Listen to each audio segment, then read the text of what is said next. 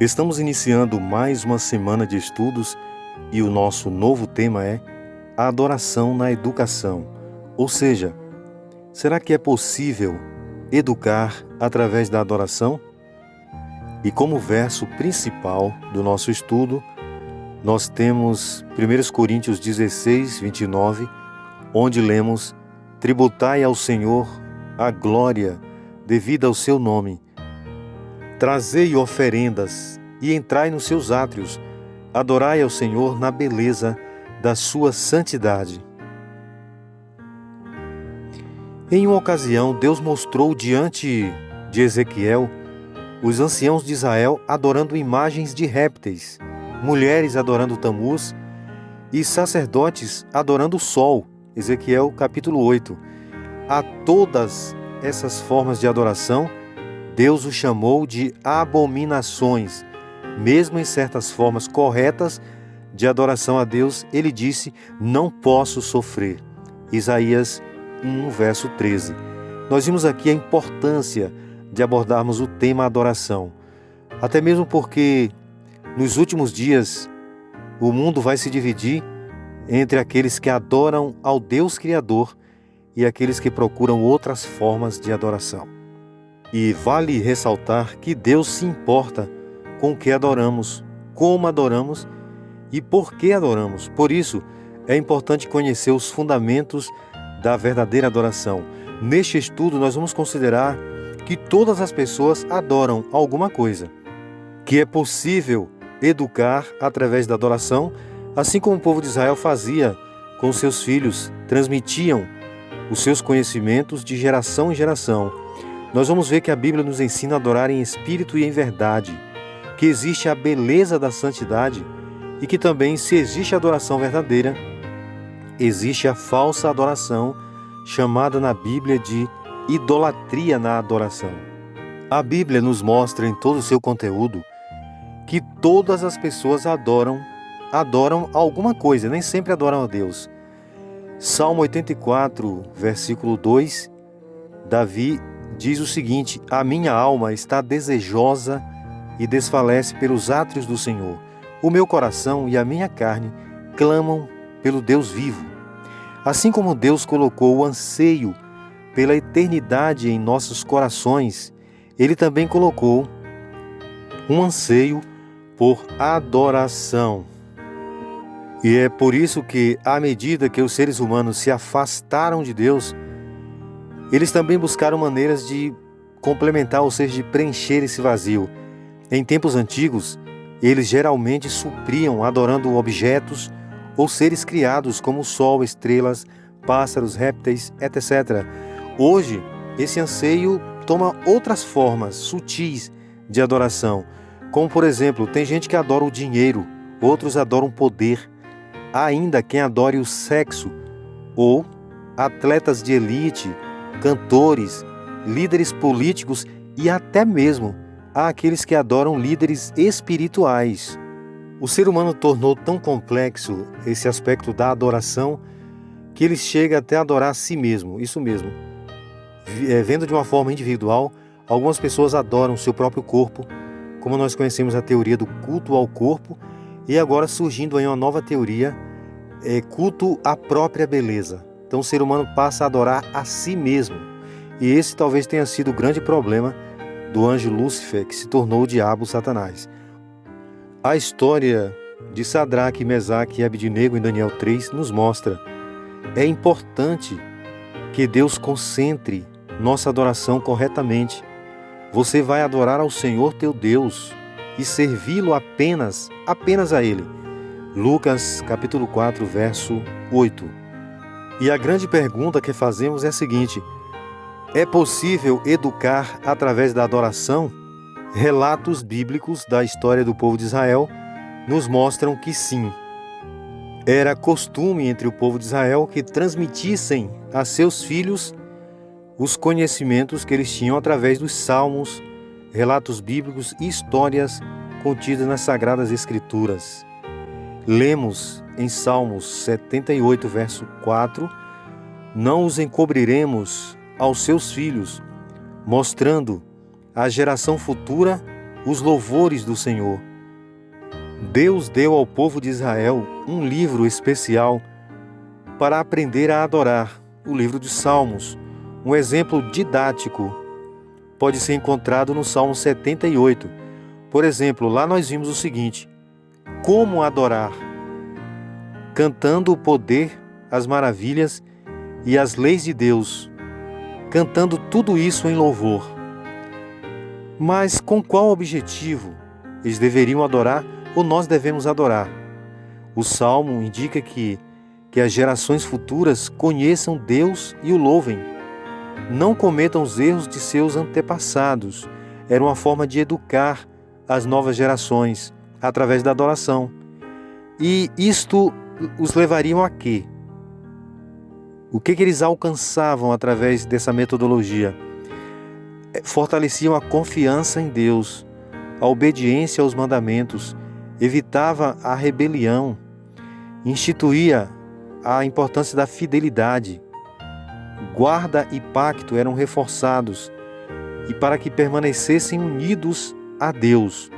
Esta era uma metodologia usada pelo povo de Israel para adorar ou educar através da adoração, inculcando nas mentes das novas gerações as maravilhas de Deus. Um outro ponto que a Bíblia nos mostra é que a adoração ela deve acontecer em espírito e em verdade. Em João 4:24 nós lemos: Deus é espírito e importa que os seus adoradores o adorem em espírito e em verdade. Em sua conversa com a mulher samaritana, por exemplo, Jesus nos deu duas formas básicas e necessárias de adorar a Deus. A primeira delas em espírito.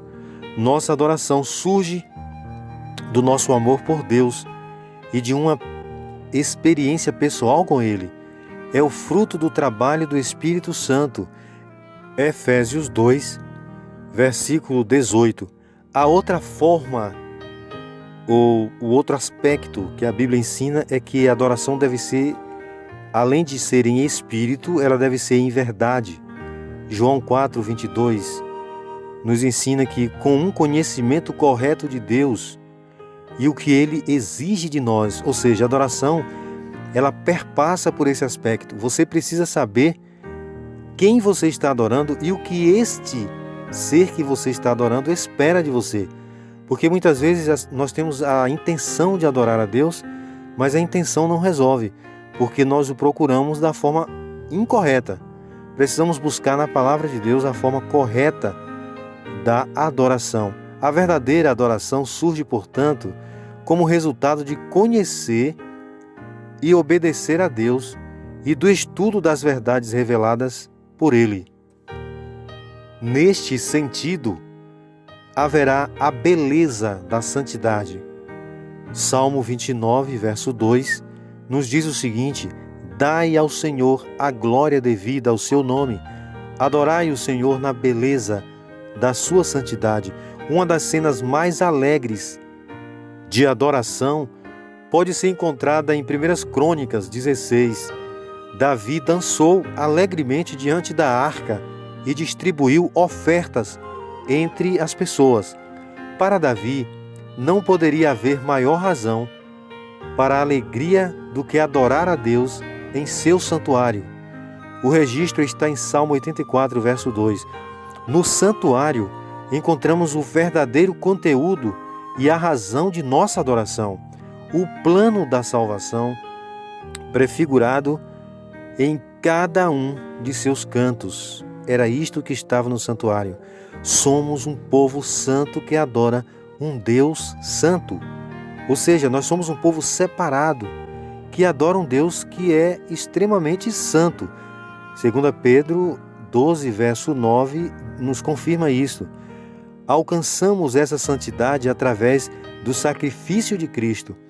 Este deve ser o principal conteúdo de nossa adoração, meditar sobre o amor de Deus e a sua redenção. E assim como existe a verdadeira adoração, existe também a falsa adoração, ou seja, aquela que a Bíblia chama de a idolatria na adoração.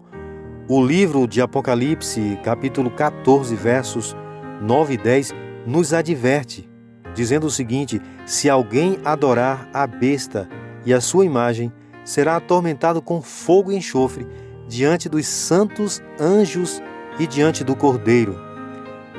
Como os fariseus no passado, segundo Marcos 7, 1 a 13, o homem de hoje tem procurado muitas formas sutis de adoração baseadas em filosofias e pensamentos humanos.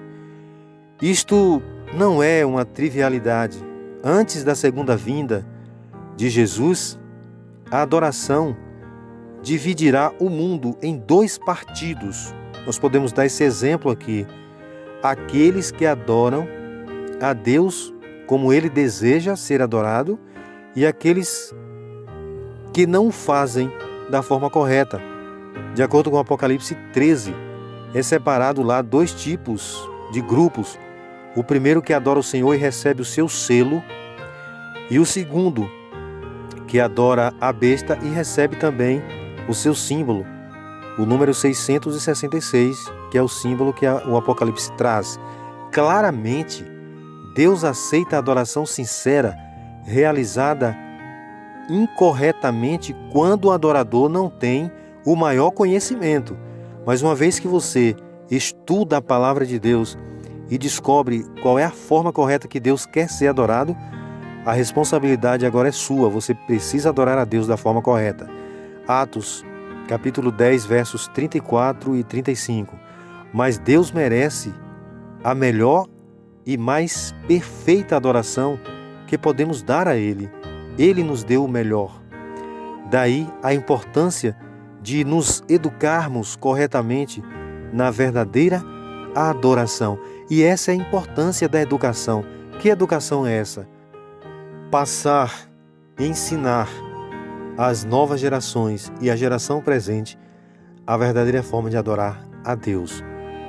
Pode nossa casa de oração ser muito humilde, isto é possível, mas nem por isso será menos reconhecida por Deus. Deus não está interessado em palácios. Se adorarmos em espírito e verdade e na beleza da sua santidade, ser-nos-á como a própria porta do céu. Ao repetirem-se as lições das maravilhosas obras de Deus e ao ser a gratidão da alma expressa em oração e cânticos, anjos do céu entoarão o coro, unindo-se-nos em louvor e ações de graças a Deus. Esses cultos forçam a retirada do poder de Satanás.